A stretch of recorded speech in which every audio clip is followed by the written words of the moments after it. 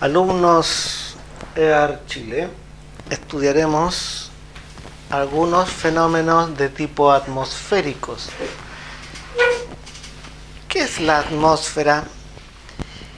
El aire, nosotros estamos sumergidos en un fluido llamado aire, que es una mezcla de gases.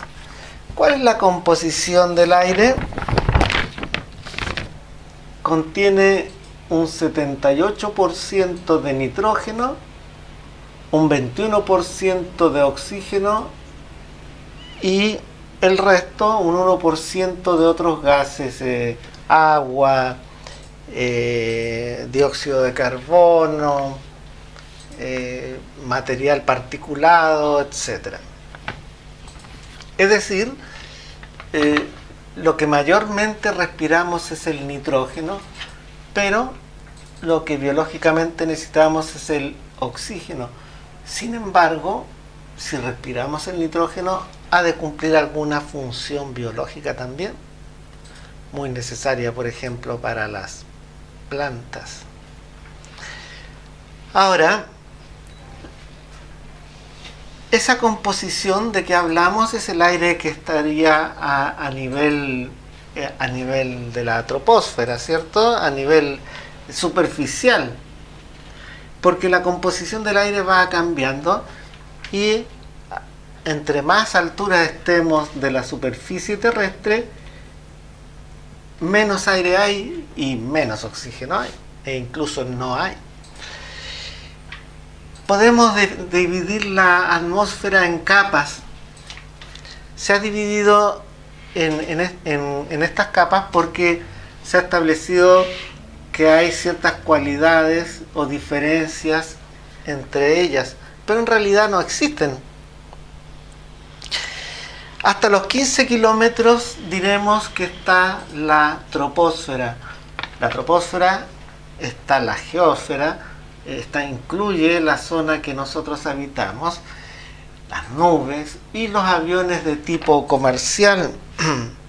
Aquí también está el dióxido de carbono, que es un gas incoloro, cuya función es bastante importante, ya que absorbe y mantiene el calor, ya sea del sol o terrestre. Luego, en la estratosfera, a los 50 kilómetros, podemos considerar que hay otra capa, 50 kilómetros, en donde tenemos ya aviones de combate, aviones supersónicos. Vamos a dibujar aquí un Black Hawk, ¿cierto? Y aquí se encuentra la famosa capa de ozono. Capa de ozono. Recuerden que la capa de ozono es muy importante porque filtra los rayos. Es una capa filtradora. Filtra los rayos ultravioleta. Sin embargo, ustedes saben que hay un gran problema con la capa de ozono. Hay una especie de agujero, sobre todo en la parte que habitamos nosotros, en el sur del continente americano, en donde no hay filtro contra los rayos ultravioletas, no hay este filtro natural. Y se les ha echado la culpa a los aerosoles. Luego, a los 80 kilómetros tenemos la mesósfera. 80 kilómetros, la mesósfera, en donde podemos observar los meteoritos. Ahí voy a dibujar un meteorito.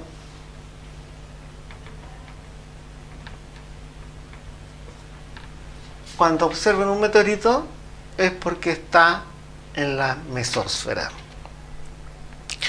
Luego viene la termósfera a los 500 kilómetros. O sea, ya estamos hablando casi del espacio exterior, casi.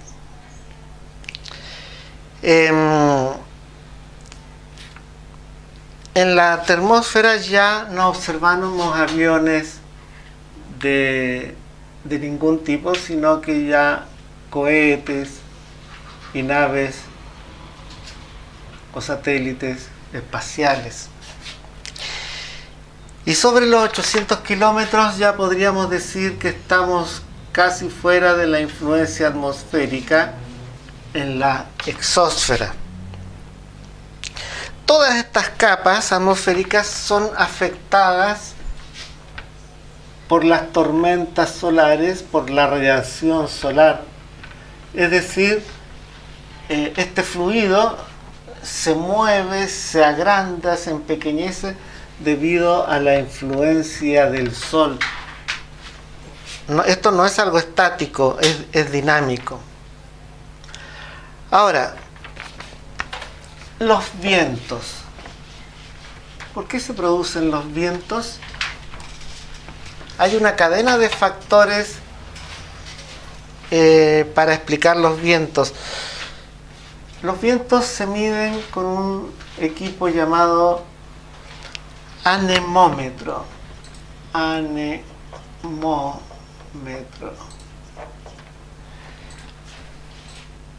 Podríamos pensar que el Sol, al calentar el aire de manera dispar en la Tierra, recuerden que hay una inclinación terrestre y el Sol impacta más de lleno en la línea ecuatorial que en las otras zonas.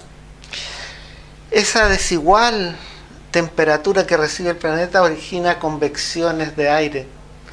Recuerden que el aire caliente tiende a subir y el aire frío tiende a bajar. El Sol produce ese fenómeno, vientos calientes en el Ecuador, vientos calientes en el Ecuador,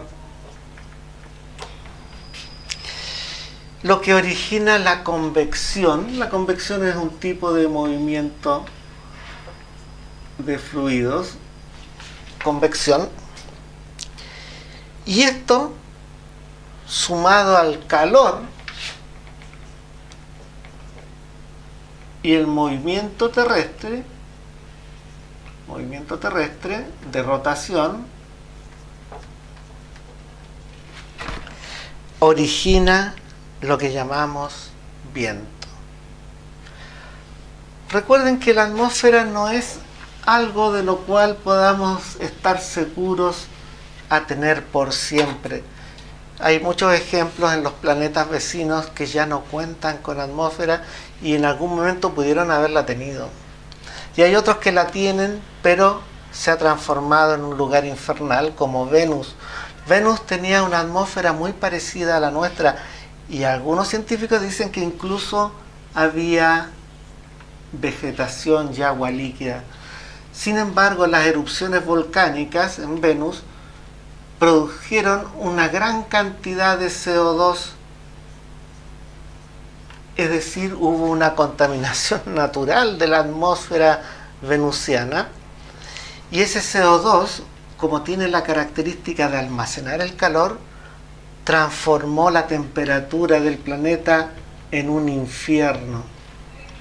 Los rusos mandaron una nave, un satélite, que se posó sobre la superficie de Venus y sacó alguna información y creo hasta unas fotos, y la verdad que es un verdadero infierno. La Luna, por ejemplo, no tiene atmósfera. Lo que les quiero decir es que como los planetas estamos orbitando en torno al centro del Sol y el Sol orbita en torno al centro de la galaxia, la atmósfera en el fondo la arrastramos en este viaje gracias a la fuerza gravitatoria, pero siempre un porcentaje de nuestra atmósfera se va perdiendo, va quedando como una estela de nuestra atmósfera perdida en el espacio. Por eso los procesos atmosféricos no son estáticos, sino que son dinámicos. Una parte de la atmósfera se recicla constantemente. Los factores, por lo tanto, de los vientos serán las masas de agua. El agua de los océanos, los lagos, los ríos, etcétera, cumple una función de almacenar energía, por lo tanto, de regular también el fenómeno de los vientos, como vimos el sol y el movimiento terrestre. Y ya les dije que hay un dinamismo en la atmósfera. Por ejemplo, el ciclo del agua. El ciclo del agua, el agua está líquida en los mares, lagos, ríos, etc. Se evapora, se transforma en nubes, ¿cierto? Después viene la lluvia, la condensación, y vuelve a caer a la tierra en un ciclo que se llama el ciclo del agua. También hay un ciclo del nitrógeno, etcétera, etcétera. Este dinamismo podríamos, en sencillas palabras, decir lo siguiente: tarde o temprano todo vuelve a la superficie terrestre. Incluso el dióxido de carbono vuelve a caer a nuestra superficie terrestre. No está fijo y estático en la atmósfera. Se han descubierto grandes islotes y murallones de material caliza, de piedra caliza, que ha sido construido con el dióxido de carbono. El agua y ciertos microorganismos que hay en el agua consumen el dióxido de carbono y lo transforman en esta piedra caliza. Y todos estos murallones que vemos en algunas zonas costeras representan un dióxido de carbono que alguna vez estuvo flotando en el aire. Es bastante impresionante el dinamismo atmosférico. Bueno, en particular el CO2 ya hemos dicho que mantiene la temperatura y absorbe radiación a los 15 nanómetros de longitud de onda. Por lo tanto, es muy importante tener dióxido de carbono atmosférico porque regula la temperatura. Ese efecto regulador es lo que se llama el efecto invernadero.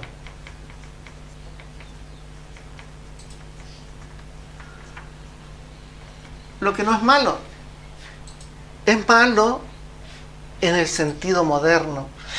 El problema del dióxido de carbono es que es invisible y las fábricas, la industria es muy importante porque sin industria el mundo no funciona tampoco.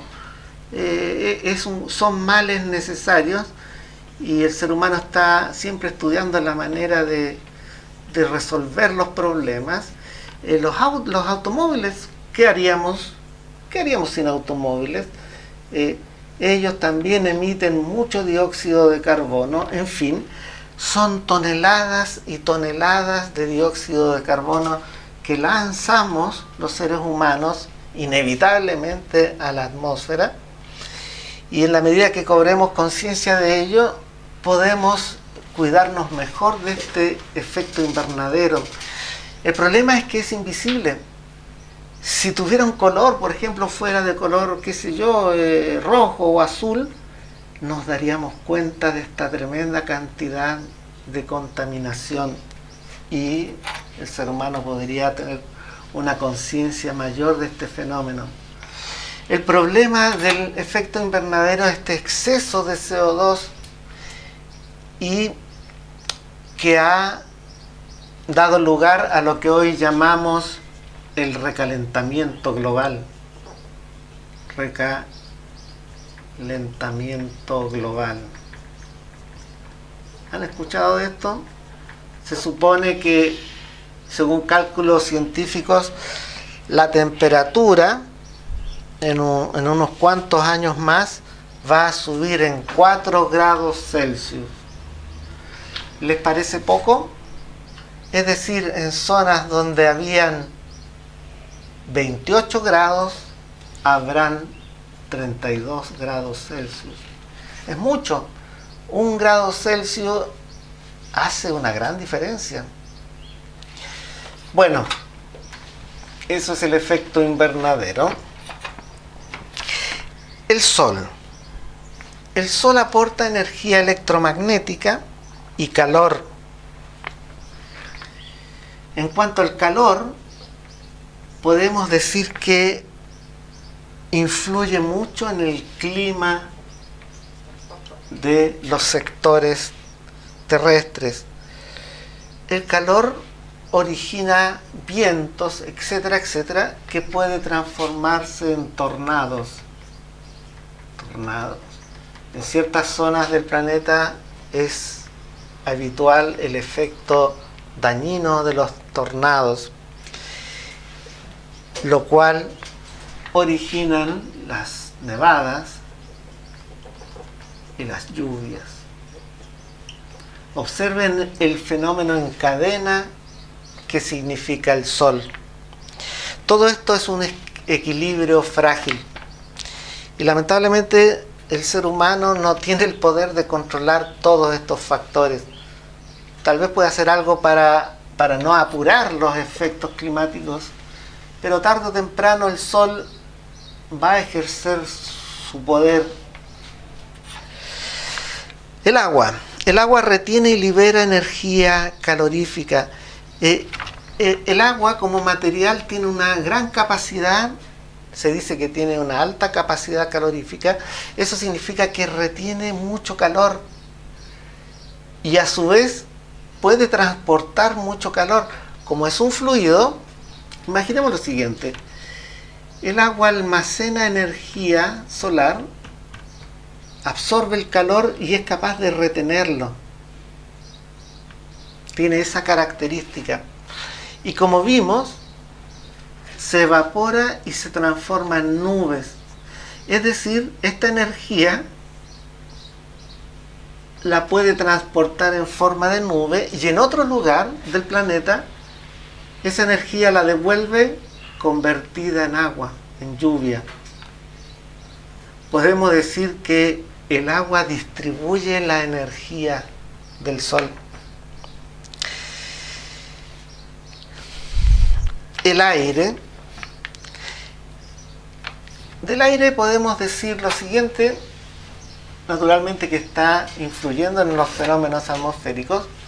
Debemos recordar que el aire caliente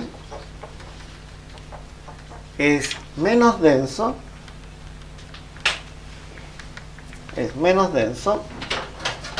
que el aire frío. Por esa razón, el aire caliente tiende a subir y el aire frío a bajar. Por ese motivo, los globos aerostáticos se inflan con aire o algún gas caliente. Han visto que siempre hay como un mechero aquí y eso ayuda a inflar el globo aerostático.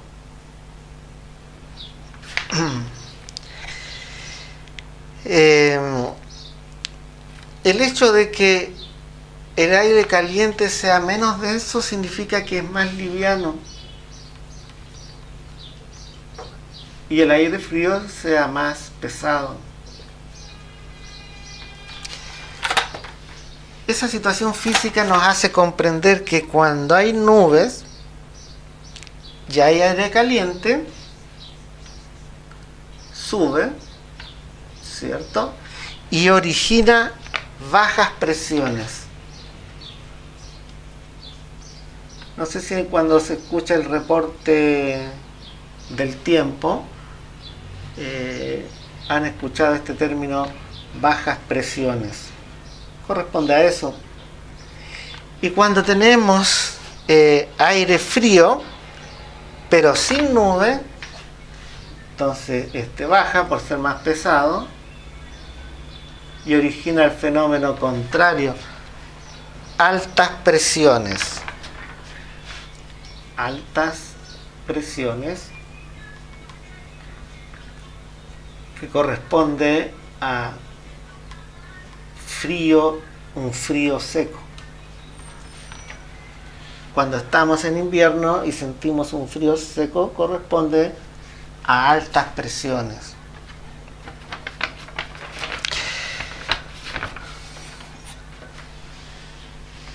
Entre clima y tiempo, no hablamos del tiempo cronológico, sino que hablamos tiempo refiriéndonos a la situación atmosférica. Cuando en el reporte a diario que dan cómo va a estar la situación, se les llama informe del tiempo. ¿Se han fijado? No es que digan la hora, sino que hablan de las condiciones atmosféricas.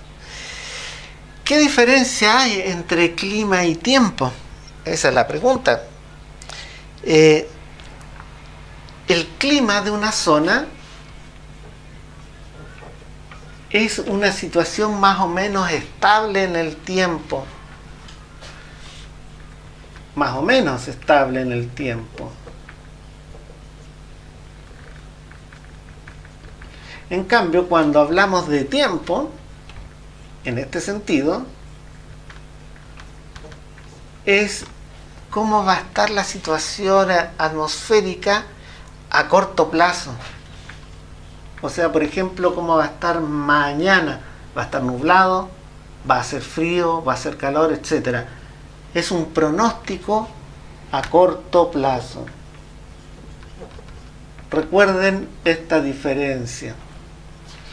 En cambio, clima, diremos, por ejemplo, que cierta zona geográfica tiene un clima templado. Y uno va y resulta que hace frío. Claro, porque eso no quita que el clima sea templado. Lo que sucede es que para ese día que esa persona fue, a corto plazo encontró lamentablemente un día frío. Pero en promedio, a largo plazo, ese es un clima templado. No sé si se entiende la diferencia del concepto. Factores del clima. Nos interesa más hablar de clima que de tiempo. Pronosticar el tiempo es difícil. El tiempo, la atmósfera es un sistema caótico de factores. Y a pesar de eso, he visto que con el paso del tiempo los reportes son cada vez más certeros e incluso son capaces de predecir el tiempo que hará en varios días más. Aunque también siguen fallando a veces, porque como les digo, es muy difícil predecir el tiempo porque es un sistema caótico. Los factores del clima, ya hemos hablado, la influencia del mar. El mar es un agente regulador, es un regulador térmico. Influye el relieve. Por ejemplo, las zonas montañosas son por lo general lluviosas. Influye la altitud. La altitud con respecto del nivel del mar. A mayor altura en general encontraremos que son zonas más frías, menor temperatura. Influye también la latitud. La latitud, que es la distancia al ecuador. Serán, entre más cerca al ecuador, más cálidas, más templadas, más frías, en la medida que nos alejamos de la línea ecuatorial. Fenómenos atmosféricos. Algunos. Por ejemplo, hay ciertos fenómenos que no son atmosféricos propiamente tal, sino que son factores. Por ejemplo, la corriente del Niño. Corriente del Niño o luego la corriente de la Niña. ¿Qué es esto? investigue este fenómeno y cómo afecta al clima en Chile. Ponga pausa al video. Bueno, aparte de ese fenómeno podemos hablar de muchos otros. Los gases efecto invernadero. Hay ciertos gases que producen el efecto invernadero. Ya hemos hablado del CO2. Hacia mediados del siglo XXI, la temperatura, según los científicos, aumentaría 4 grados Celsius a nivel del mar, producto del CO2. El petróleo, el gas metano, etcétera, también contribuyen al efecto invernadero al emitir metano, CH4. El óxido nitroso, que también emiten los vehículos, etcétera, son gases de efecto invernadero. Los clorofluorcarbono que tienen los aerosoles, o que tenían, creo que ya han logrado sustituirlos, y que son los responsables también del daño de la capa de ozono según los investigadores. Estos 4 son los principales llamados gases efecto invernadero. También tenemos la contaminación atmosférica. Contaminación. Bueno, si se acaba el video no importa, yo estoy tratando de hacer un resumen de esto. La contaminación por combustión, es decir, quemando residuos fósiles, restos fósiles como por ejemplo el petróleo. El petróleo tiene trazas de azufre. El azufre, al estar en combustión, se transforma en SO2 y fácilmente, muy fácil, reacciona con la humedad del aire y se transforma en ácido sulfúrico, uno de los ácidos más fuertes, poliprótico. Es decir, al quemar petróleo, el azufre que contiene se transforma en ácido sulfúrico, y cuando llueve, las primeras lluvias, no se pongan a las primeras lluvias de cada temporada o de cada día, caen arrastrando este ácido sulfúrico, originando el fenómeno llamado lluvia ácida, que afecta no solo en un sentido biológico, sino que corroe también a las estructuras hechas por el ser humano. En el aire, cuando se realiza esta combustión, también ocurren otros procesos. Por ejemplo, con el nitrógeno se transforma en monóxido de nitrógeno y en ácido nítrico. Es decir, también el nitrógeno contribuye a la acidificación de la lluvia.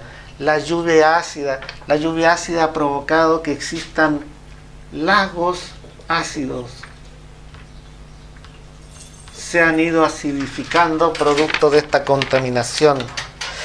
En cuanto al recalentamiento global, los gases de efecto invernadero han provocado la contaminación de nuestra atmósfera a nivel térmico.